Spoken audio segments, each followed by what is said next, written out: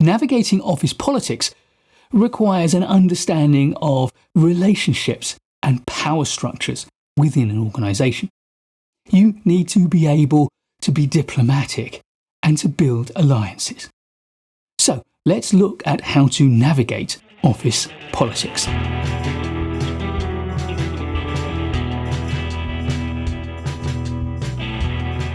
Office politics are a natural part of workplace dynamics.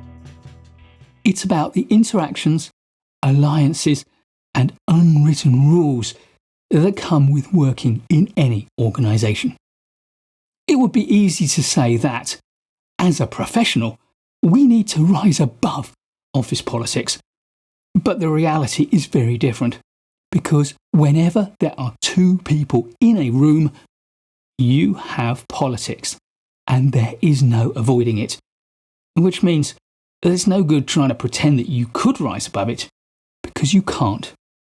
And since you can't rise above it, you have to handle it well. So, since you can't avoid office politics, you need to embrace it. Here are my 8 key steps to doing this. Step 1. Understand the political landscape. First step is to understand the political landscape of your office. Who are the key influencers, the decision makers, the people with power? Pay attention to both formal and informal networks and power structures, and come to understand how information and influence flow through them. Number 2, build positive relationships across all levels. Start a long-term project of building strong working relationships with people at all levels of your organisation. It's easy to think that the most important relationships are the ones with senior people. But particularly at the start of your career, forming those relationships is difficult. However, the junior people, the people at your level of an organisation, may not have a lot of power today, but as their career progresses, their power will increase. If you invest your time in forming relationships with junior people, then some of them will end up to be the high power players of the future. As your career grows, so too will theirs, and you will have the important, valuable relationships of tomorrow in place because of the work you've done today. Be open, be honest, and avoid gossip. Become a reliable ally who is transparent and can be relied upon. When people see you as straightforward and trustworthy, you're far less likely to get caught up in negative and therefore destructive politics. People will come to trust you, and you will win the long-term game of politics. And what does that win look like? It looks like the trust and respect of everyone around you. Number 3, stay professional and, if possible, neutral in conflicts.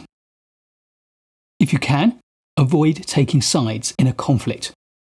And if you can't avoid it, then pick your battles with the greatest of care.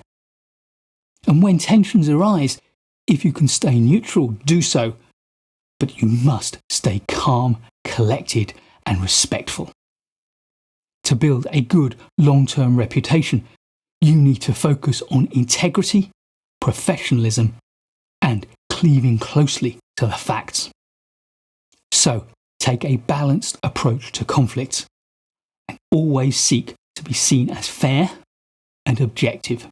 If you can, look for a mediating role where your reputation as being fair and objective will allow you to take a balanced role and help other people to resolve their conflicts to the benefit of all parties.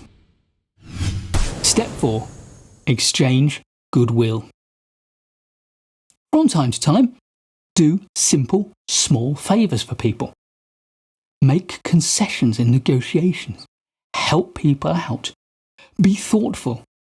Remember important things about people and share information that they may find valuable.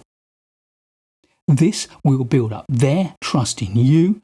They will come to value you as a colleague And at some point, they will be prepared to do you the same sorts of favours too. This creates what is known as a reciprocation economy. And it's how most powerful political players work. And if the things that you are reciprocating are of high personal value, but of low monetary value, this is an entirely honest thing to do, something you can do with real integrity. It just oils those relationships. Step 5, promote mutual success over your self-interest. Office politics can often veer into negative territory when people place their own self-interest above the needs of their team, their organisation, their clients and customers, or their community. Don't be that person. Get a reputation as a generous colleague who will focus on collaboration and sharing and generosity. Be prepared to support others' achievements and to share the credit for the things that you participate in openly and generously, so that other people see that you are someone that they want to work with. Step 6, be a trusted confidant. Keep people's secrets. Do not gossip. When someone shares personal information or opinions, then keep it to yourself. Avoid getting a reputation as a gossip, or people will not trust you with the things that matter to them. And also, don't use that knowledge to your own benefit. Remember, self-interest will lose you trust. Step 7 is to remember that it is not all soft and squishy. Office politics can sometimes require that you stand up for yourself and for your team. Choose your battles wisely and focus on important issues, but be prepared to take a stand, to do what is right, not what is easy. This is not about seeking out conflict. Indeed, avoid unnecessary conflict. But sometimes you need to balance a desire for harmony with the needs of integrity. And finally, step 8 is to embrace continuous self-reflection and learning. Navigating office politics, political acumen, if you like, is a skill that improves with practice. But to get the best from all of your experiences, make time at the end of the day or at the end of the week to reflect on your political dealings, to understand what you did and the outcomes that they had. Gradually, your brain will integrate all of that information and you will understand more deeply what works for you and what does not work for you. And remember that when you change context from one office to another office, then the rules may shift subtly as well. So, reflect on your successes and on your failures, and seek feedback out from trusted colleagues. Use all of this to continuously adjust your approach, to test out new ideas and to find better ways of operating politically in the workplace. Navigating office politics doesn't mean playing games. It's about building relationships, supporting others, and aligning with your organisation's goals. The more you engage with it, the more adept you will become at reading and responding to workplace dynamics.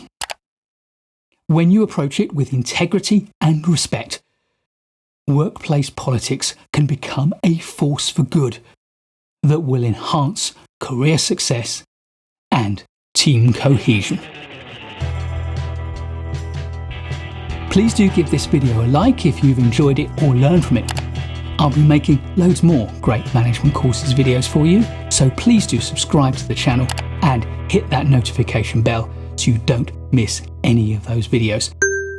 I look forward to seeing you in the next one. In the meantime, keep learning.